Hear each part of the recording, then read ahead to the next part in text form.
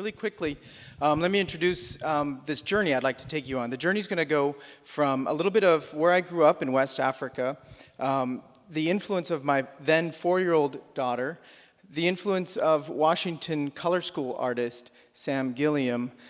When I was a kid, I wanted to design surfboards. I'm not doing that. But then also trips to India and around the world. One of the things that I was struck with when I came to Vermont is how connected we are out to the world for such a small state. Our impact, both in terms of ideas, in terms of our politics, in terms of how we live, is huge. So today, more than 25 million children, these are people under the age of 16, continue to be directly affected by conflict. And when I was a younger artist in 2004, the issue that surrounded me as a young person was HIV and AIDS. And at the time, nearly 40 million children around the world were being directly impacted by HIV/AIDS. These young people, many of them, AIDS entered their lives through conflict. They lost parents, they were being raised by grandparents, they were often being influenced by the effects of war. These children were displaced, they were orphaned, and they were living with deep, deep trauma. But at the same time, these are children in Senegal. They were survivors. These are incredibly resilient spirits, and they have stories to tell, really important and meaningful stories about people in their lives, about issues affecting their lives. And those stories have currency. And my belief at the time as a young artist was that they could influence thinking and policymakers. So I began to think, as I was working with children, I was an educator, that I could develop a process that would integrate therapy, education, and most importantly, self-advocacy, so that these issues that were impacting their lives could actually be transformed by their voice. So I started to develop a really fun and lively method of making collages, right? Just kind of working on 8-inch by 8-inch square panels. We would take objects from the world around us, and we would begin to make collages that revealed these stories of impact in children's lives. This is one that was done in India by some girls who were impacted by HIV/AIDS there. You know, issues of negotiation in sex is not something that they're educated on. And yet, when they had a story out there, they could begin a conversation with boys and with men and others in their lives.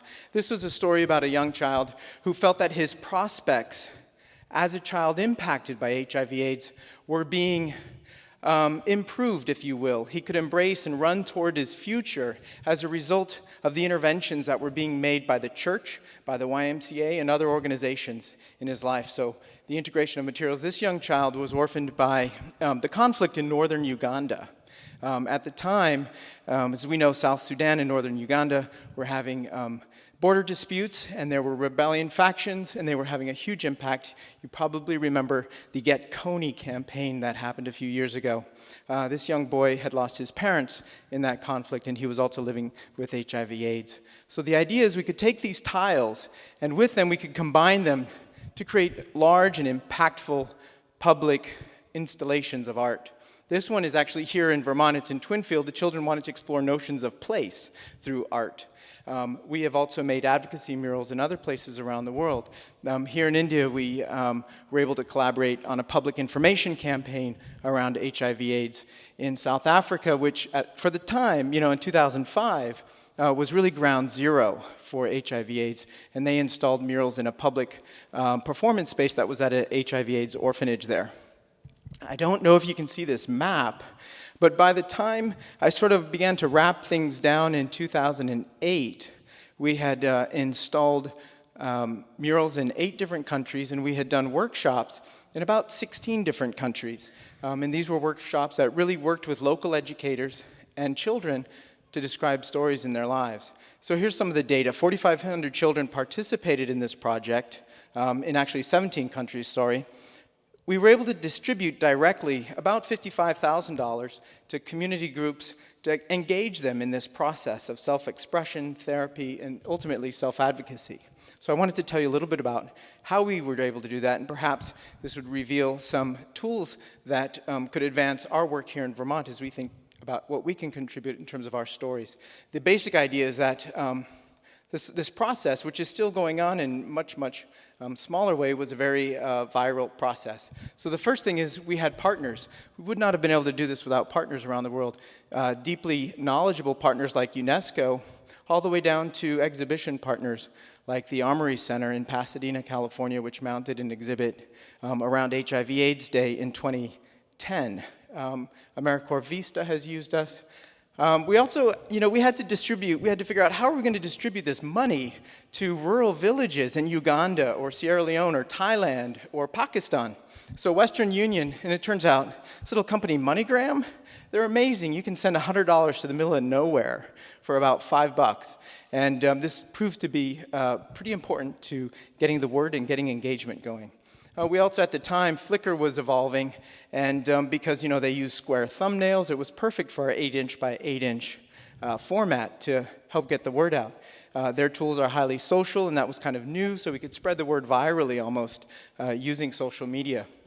We also used some interesting software that would help us take a target image, and then from that, reproduce in a semi-abstract way much larger images, integrating all the tiles from around the world that we were collecting in my living room in Montpelier at the time. We would then create a grid and code where they should go, and then mount them at various places. We also developed a tool so that everybody could play a role in helping to promote this. This was a tool that pulled from the Flickr account all of these tiles that were being photographed and documented, and then anybody could create a deck on the other side, and then send it out into the world and recruit others to the cause. So this work, the most important thing that I learned was that it is accomplished by not a nonprofit organization, not a company, but by a network that was dedicated to a cause, and educators, artists, and community organizations who were looking for a platform to advance that cause. And so anyways, it's out there, it's a tool. I'd love to engage anyone here interested in learning more about it. Thank you.